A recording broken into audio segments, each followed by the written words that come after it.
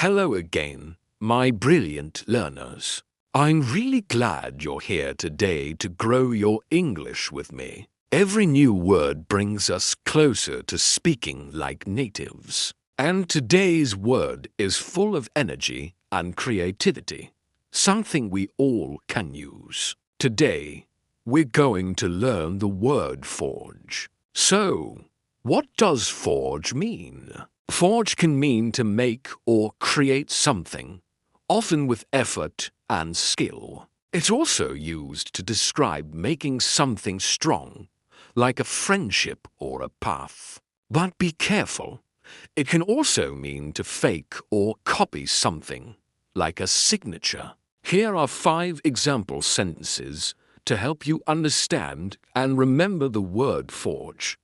They forged a strong friendship during their travels. The blacksmith forged a beautiful iron gate. She worked hard to forge a successful career. Criminals tried to forge his signature on the document. The teen is trying to forge new opportunities for growth. All right, now it is time for a short story, just 10 sentences, to help you remember forge in context. Last year, I decided to forge a new path in my life. I left my old job and started learning how to cook professionally. It wasn't easy, every day was a challenge, but I enjoyed forging new skills and meeting new people.